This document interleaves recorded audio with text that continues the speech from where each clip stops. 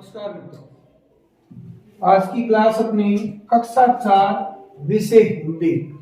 अपने हिंदी में चौथी क्लास में एक प्रश्न दिया हुआ है, वो है अपने परिवेश में गाया जाने वाला, अपने परिवेश में गाया जाने वाला कोई एक गीत लिखिए, लिखना भी है एवं लय ताल से सुनाइए।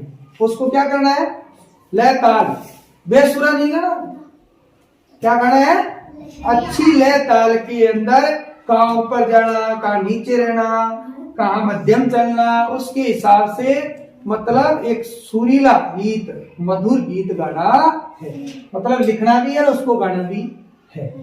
अब ये तो चौथी क्लास में दिया हुआ है, इसलिए अपन आज इस प्रश्न की भी चर्चा करते हैं।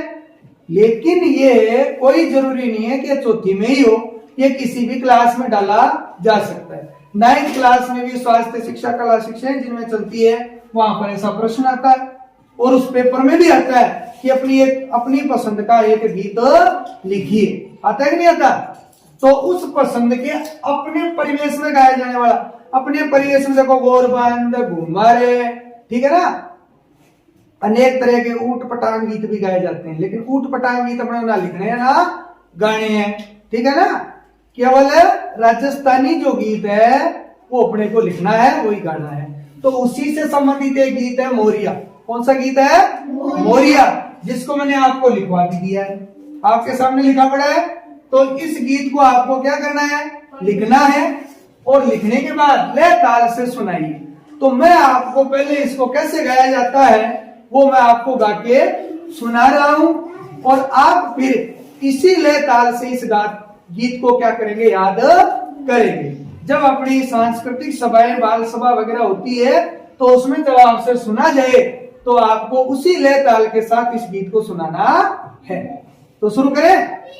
ठीक, देखो इसमें क्या है, मोरिया गीत जो है वो किस पे आधारित है? देखो, एक जो वीरणी है उसके पति कहाँ रहते हैं? प्रदेश में रहते हैं। कहाँ रहते हैं? प्रदेश में रहते हैं। अब मोर जो है वो मीठा बोलता है, उसकी आवाज क्या होती है? पीहू पीहू। और पीहू पीहू आवाज से उसको अपने पति की याद आती है। तो इसीलिए वो क्या करती है? उस मोर से प्रार्थना करती है कि तू ये पीहू पीहू की वाणी छोड़ दे, मत गा, क्योंकि इससे मुझे मेरे पीजी याद आते हैं और वो प्रदेश बैठे आ नहीं सकते। ठीक है, तो मोर उसको वापस क्या उत्तर देता है, उनका ही संवाद इस गीत में दर्शाया गया है। तो देखते हैं पहली मोरिया आछो बोलो रे डरती रात में, रात में, रात में, मारे ही वेड़ा में बेगी रे कटार मोरिया आछो बोलो रे डरती रात में, मोरिया आछो बोलो रे डरती रात में, रात में, रात में, दावड़ी मैं तो बोलो रे मारी मौज में, मौज में, मौज में, ओ थारे कीने विद, ओ थारे कीने विद बेगी रे कटार मोरिया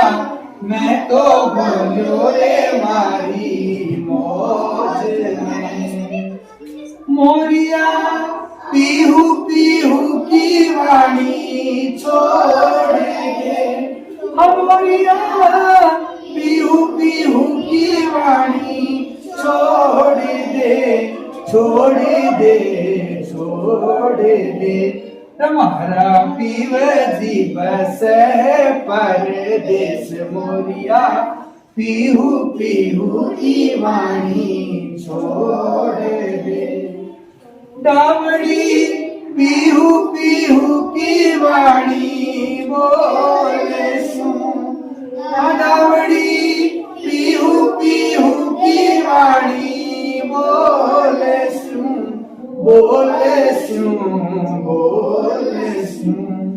रे मारे मोजे उठे दिन रात दामड़ी पीहू पीहू की वाणी बोले मोरिया थारे बागा में कहीं कहीं नीपजे मोरिया थारे बागा में कहीं कहीं नीपजे नीपजे नीपजे ओ झारी आवे रे सुगंधी बास मोरिया थारे बागा में कहीं कहीं नीपजे मोरनी मारे बागा में मरवो कवड़ो मोरनी मारे बागा में मरवो केवड़ो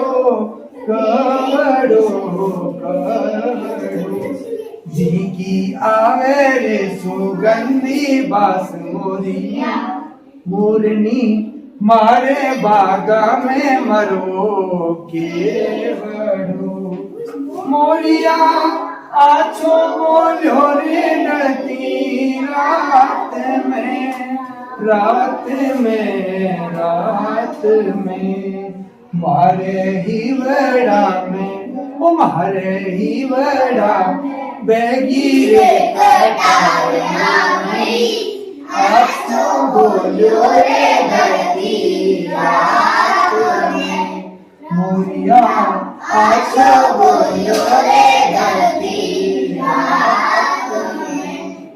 तो ये आपका मोरिया जो गीत है आपको इसी लय ताल के साथ याद करना है और इसको लिखना भी है।